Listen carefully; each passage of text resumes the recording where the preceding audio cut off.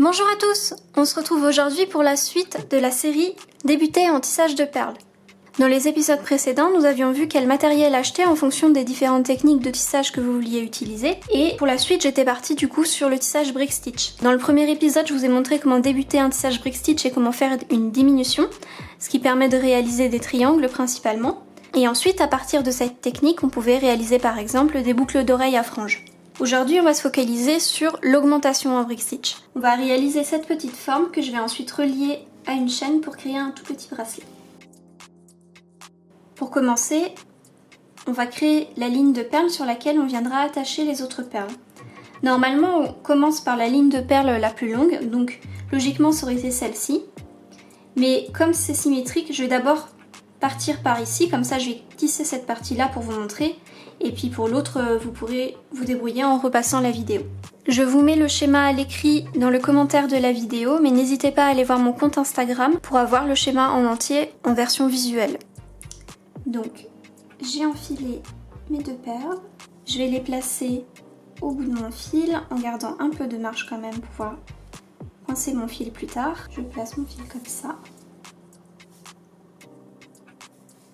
Bien bloquer les perles. Donc ce que je vais faire, c'est que je vais repasser dans la perle dorée que je viens juste d'enfiler.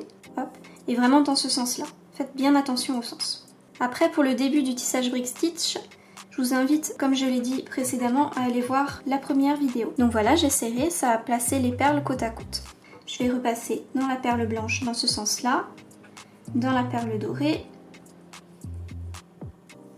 et de nouveau dans la perle blanche. Donc là, j'ai tissé ça. Maintenant, je rajoute une perle dorée. Et pareil, je vais former une boucle en repassant dans la perle blanche pour serrer les deux perles ensemble. Donc là, je croise, j'ai mon fil qui sort d'ici. Je croise mon aiguille. Hop, ça les resserre ensemble. Et je fais encore un tour en faisant bien attention au sens. Là, mon fil il est là. Pour bien les solidariser ensemble. Voilà, j'en suis là, au centre du bracelet. Donc maintenant, il me reste encore une blanche et une dorée enfilée, et j'aurai fait la première ligne.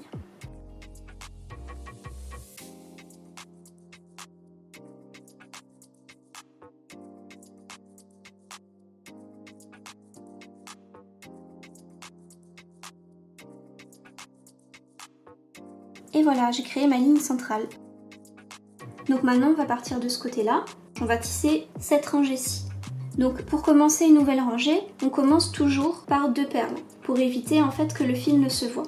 Sauf dans le cas des sommets où forcément le fil se verra des deux côtés et du coup on utilise généralement un fil à peu près la même couleur que la perle pour que ça se voit moins. Donc comme j'ai une perle dorée, j'utilisais un fil doré. Donc mes deux premières perles, une bleue et une blanche. Les voici. Donc là, je vais vous remontrer une diminution parce que comme vous voyez, il y a une perle de moins sur la rangée. Pour la diminution, on va passer l'aiguille sous le fil reliant l'avant-dernière et l'avant-avant-dernière perle de la rangée. Je laisse une petite reliure d'espace. Donc là,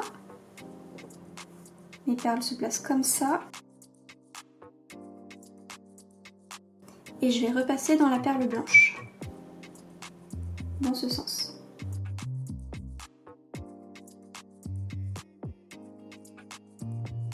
Et pour solidariser une diminution, comme vous voyez les perles elles sont pas côte à côte totalement, il faut faire encore un tour dans les deux perles. Je passe dans la bleue et dans la blanche. Et je serre. C'est comme ça qu'on avait réalisé le triangle en boucle d'oreille la dernière fois. Ensuite sur mon schéma, j'ai encore une autre blanche. Donc cette fois-ci une seule perle, puisque ce n'est plus le début de la rangée. Je vous ai pas dit aussi, j'ai pris à peu près 30-40 cm de fil. Après il y a des techniques pour changer le fil, mais là il n'y a pas besoin en fait de changer le fil vu que le motif est assez petit. Donc je vous remontre, on repasse sous le fil reliant les perles et on retourne dans la perle bleue. On serre bien. Maintenant on va créer une augmentation parce que comme vous voyez il y a une perle de plus.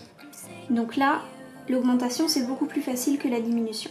Je vais enfiler deux perles bleues et je vais passer cette fois-ci ici. Je fais plus un espace avant de passer mon aiguille. Là je passe juste ici et ça va caler les deux perles. Hop, je repasse dans ma deuxième perle bleue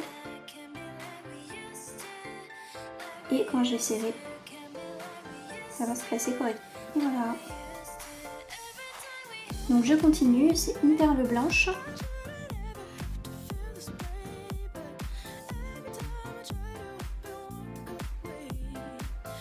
Une perle bleue. Et une autre perle bleue. Alors ici, il y a deux méthodes. Il y a la méthode où on va simplement aller passer dans les perles d'en dessous et puis revenir là où on veut repartir en passant dans les perles. Ou la méthode où on prend le fil qui est en dessous là et on l'utilise comme les autres fils de liaison. Moi personnellement, je préfère passer dans les perles. Donc je vais passer ici, dans cette perle, la perle d'en dessous. Si je retourne dans cette perle là directement, je ne serai pas dans le bon sens pour continuer par là. Donc je vais aller dans la perle d'à côté.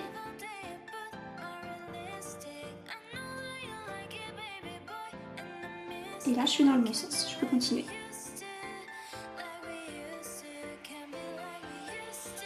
Donc là je continue, j'ai encore une augmentation avec des perles bleues.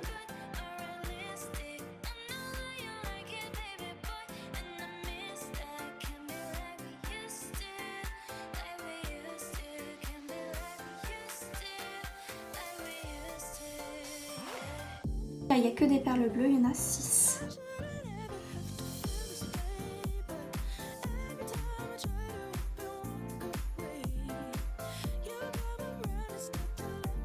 Et là en fait, quand je vais me replacer, je vais être directement au bon endroit pour continuer.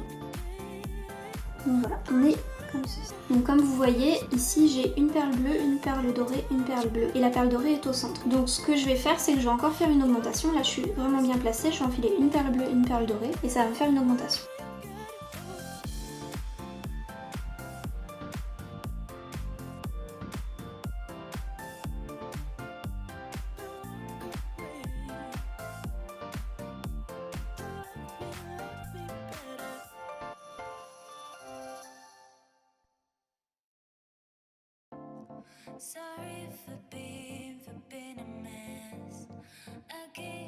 Et là c'est pareil, quand je vais faire ma diagonale, je vais être placée pile poil pour enfiler la dernière perle dorée.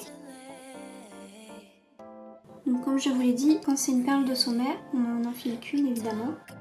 Voilà. Là j'ai mon fil qui maintient la perle de ce côté-là. Si je repasse encore une fois de ce côté-là pour ranger mon fil, la perle va être de biais. Du coup, je repasse dans la perle pour la fixer et je vais aller de l'autre côté. Voilà, ça va la maintenir. Ensuite on va tisser l'autre côté. Donc pour aller de l'autre côté, je suis passée en diagonale dans les perles pour que mon fil ne se voit pas.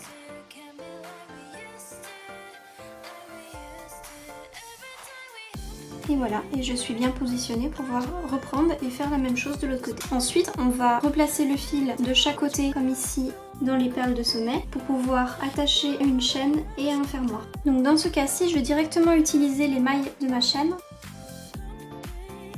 Mon fil sort de la perle de sommet, je passe mon aiguille dans le maillon de la chaîne. Je repasse dans la dernière perle. Je fais demi-tour dans les perles en dessous.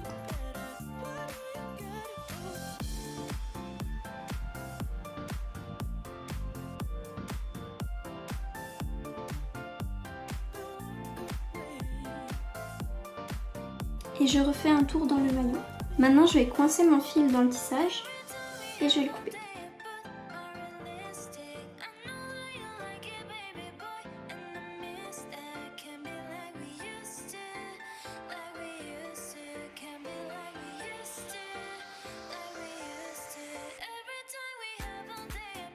Donc mon petit motif est attaché à la chaîne. Je vais mesurer sur mon poignet la longueur nécessaire et je vais recouper la chaîne.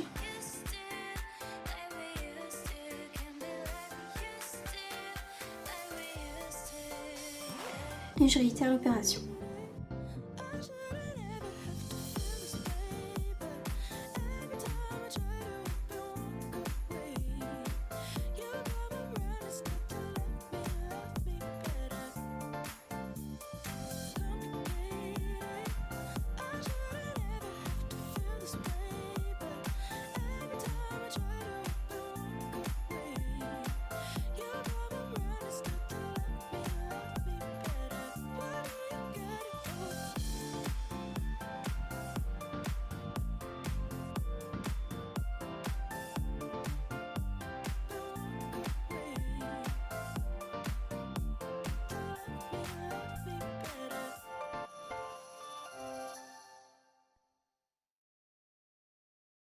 Cette vidéo est à présent terminée. Si vous avez aimé ce contenu et qu'il vous a été utile, merci de me mettre un pouce en l'air pour m'encourager et abonnez-vous pour de prochaines vidéos. Salut!